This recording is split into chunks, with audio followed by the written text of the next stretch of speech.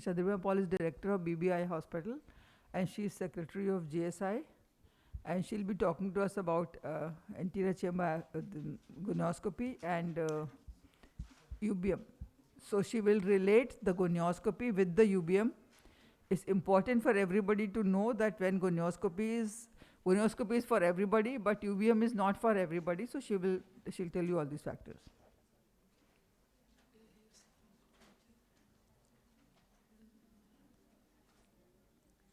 She's got huge amount of experience. So here you can take some clinical pearls, which you will use in life and not really for the exam only.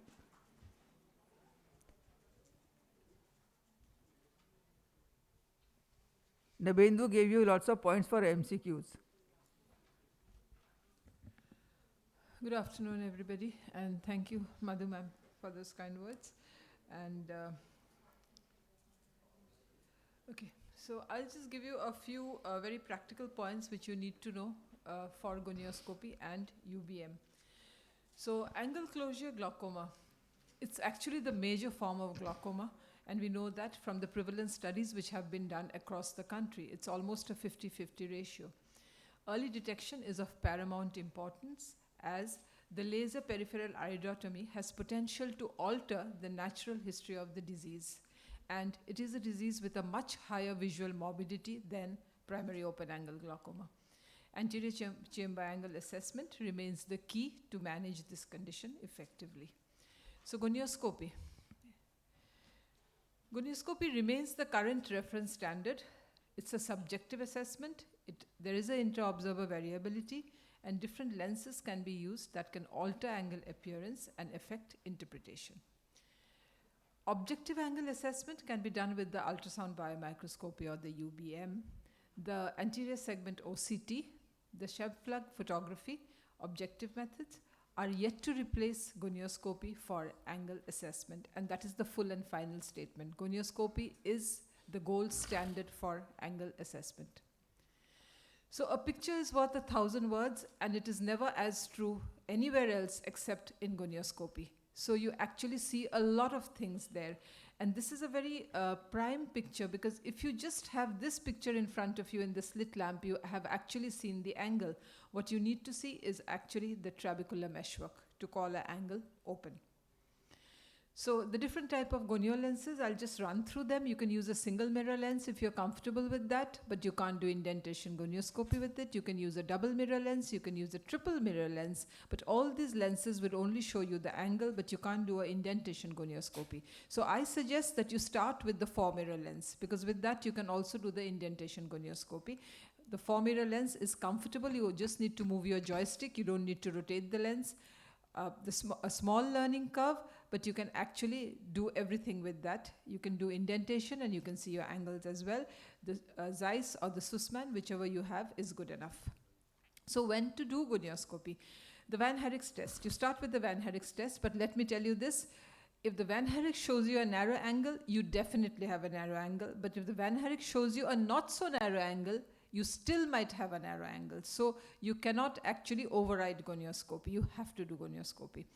Intraocular pressure more than 22 millimeters of mercury, disc suspicious, signs of previous angle closure like splinter spiraling or glaucoma flecken, and of course CRVO and BRVO, for which you have to do gonioscopy. So how to do gonioscopy? The ideal conditions for doing a gonioscopy are a short beam of light, say about 1 millimeter, avoid illuminating the pupil, and a dark room is essential. To manipulate, ask the patient to look into the direction of the mirror or to indent the cornea with a 4-mirror and see the decimus folds to see whether there is sparse or not, or it's just a appositional angle closure.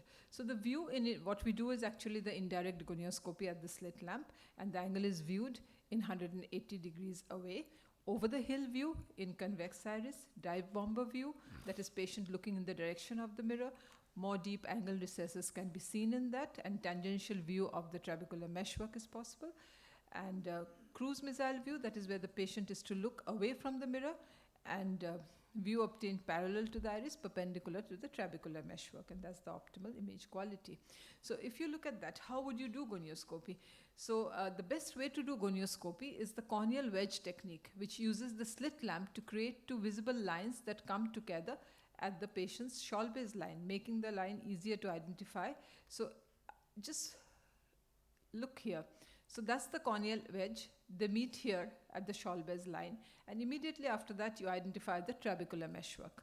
And once you identify the trabecular meshwork, it's very simple to see the scleral spur. I don't know whether you can see my pointer. Yeah, the scleral spur, and finally the ciliary body and the rest of it. So that's the easiest way to do gonioscopy. Form your corneal wedge and then make the two meet at the apex and immediately identify the Schwalbe's line. Following that is the trabecular meshwork. Following that is the scleral spur, and then finally the ciliary body. Indentation gonioscopy. That, as I told you, with the 4 mirror, if there's appositional angle closure, then the angle as is closed here would open on pressure, and if it's a cynical closure, it would not open on pressure. So that is just to tell you a little bit about the different structures that you see in gonioscopy. If you look at that, the ciliary body, we start right from here. That's an open angle that you're looking at. So the ciliary body is one of the most easily notable structures. You cannot actually miss that, and it varies in color from grayish to brownish. The scleral spur, this is one of the most important things, and is simply a wedge of visible sclera, and is the second structure to disappear as the angle narrows. Trabecular meshwork, we have two parts of it. You have the pigmented trabecular meshwork and the anterior one, which is non-pigmented, and the posterior one, which is pigmented. And if you see the trabecular meshwork, you can grade that angle as open. If you do not see the trabecular meshwork, then it's a closed angle. It's as simple as that. Then you have the Schwalbe's line, which I just spoke to you about in detail. And finally, you have the Schlemm's canal, which is usually not visible, but sometimes there can be blood in the Schlemm's canal as well, and you can see it. So that's an open angle, the corneal wedge, and the structures as you see it, what I told you. I'm sure you'll be able to identify it now after a few attempts at gonioscopy. And that's a totally closed angle where you actually do not see any structures. Grading the angle. Grading the angle, actually, we have 3 systems of grading. And they are the Sheffer system, the Shih system, the Space system. There's also the Madan-Mohan system, but we generally, for simplicity, follow the Sheffer system. The Sheffer system of grading, as you see out here, is very, very simple. That's grade 4, a completely open angle. And then you have, if you see it here, it's about 45 to 30 degrees. And then you have grade 3, which is about, say, 30 to 20 degrees, followed by grade 2 and grade 1, where the angle is closed. So this is the Sampleace's line, which is pigment deposition anterior to the Schwalbe's line that you see out there. And this actually you can see in exfoliative syndrome. Then comes the peripheral anterior synechia. That's how you could see it on gonioscopy. And this is angle recession that you see. Now to actually diagnose angle recession, what you need to note is the normal angle with the narrow ciliary body. And look at this. This is the normal angle that you see out there. That point that you see out there, that is where the recession starts, the arrowhead. And as you go up out there, just look at that. The ciliary body actually has a different kind of subsequent segments are actually thicker and thinner as they go on. So that is angle recession that you see out there. And that you need to diagnose. Here's another picture of angle recession that you see. Neovascular glaucoma, well, as you all know, that diabetic retinopathy, one of the earliest sign is angle neovascularization. That's rubeosis that you see out there, and that is angle neovascularization that you see. So plateau iris, just coming to the end of gonioscopy before I start UBM, plateau iris, that would take you to UBM, because plateau iris is something which you see at the UBM. Gonioscopy is not of very much help, though of course the sine wave sign that you see out here is pathognomonic of plateau iris, but many a time you cannot actually see it on gonioscopy. So we move on to UBM. So examination technique, the patient is examined in the supine position under topical anesthesia and a specially designed eye cup, as you see out there holding, used for the water bath. The bath is filled with coupling fluid, either normal saline or methyl cellulose, and the transducer with an oscillating probe is introduced into the bath, and its direction is manipulated to obtain images of the required structure on the screen. So the angle of the anterior chamber, to study what for it is used, to study the angle closure. You can have a cross-sectional view of the angle is obtained. UBM is mainly used for basically qualitative analysis. And confirmation of the appositional angle closure, ciliary rotation can be seen, ciliary body and other abnormalities can be seen, and corneoscleral junction and scleral spur are identified in most eyes. So let's have a look at this. That's the linear distance of geometric angle that you see out there. Here the angle measurements that you can get, area between the iris and the trabecular meshwork, iris thickness and contour, and relationship between iris and ciliary body, and that's the normal angle that you see in the UBM. So these are the parameters as proposed by Pablin and Foster that actually give you the angle opening distance, the trabecular meshwork to iris. All this actually, I put it up, that is important for you to know for your exams, but I don't think I need to go through this here because you would get it in any internet chapter or a textbook. Next we move on to primary angle closure glaucoma, where if you see a pupillary block opening up of the angle after peripheral iridotomy, you see there, look at this, and then look at this. That's after the laser PI has been done, and can clearly be seen in the UBM. In non-pupillary block glaucoma, where the anterior rotation of the ciliary body is the cause of angle closure, so there if you look at this here, and look at this here, even after peripheral iridotomy, it does not actually improve. So that is what we call the plateau iris. And you know what is a plateau iris syndrome and what is a plateau iris configuration. So to go on to the darkroom provocative test, gonioscopy is challenging due to requirement of illumination and inadvertent manipulation. UBM, less manipulation, can be performed in the darkroom. So that's where you can use the UBM. Peripheral anterior synechia. Gonioscopic features of the angle, two types, that is the B type and the S type that you have.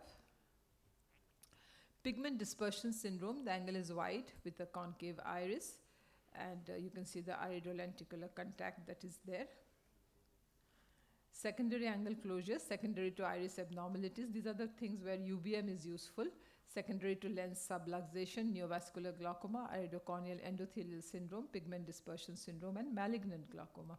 So neovascular glaucoma, atrophy of the iris stroma, you can see, and anterior synechia, contraction of the fibrovascular membranes that you see. Malignant glaucoma, blockage of the aqueous flow at the level of the ciliary body or anterior vitreous face. So aqueous humor is misdirected into the vitreous, as you can see out there, the UBM picture, that is the anterior displacement of the iris root that you see out there, and the uniformly shallow anterior chamber that you see. The vitreous cavity expands, increasing the posterior segment pressure, and therefore the lens iris diaphragm is pushed forward. In congenital glaucoma, so absent scleral spur, thin iris, and loss of stromal elasticity, and peripheral iris adherent to cornea. So in conclusion, the UBM and anterior OCT provide real-time cross-sectional images of the anterior chamber angle, accuracy and reproducibility yet to be proved. Gonioscopy remains and continues to be the essential tool for assessment of the angle in diagnosing glaucoma, and I'd like to leave you with the message that please do not diagnose glaucoma or write any anti-glaucoma medication without doing a gonioscopy. Gonioscopy is a must for diagnosing glaucoma.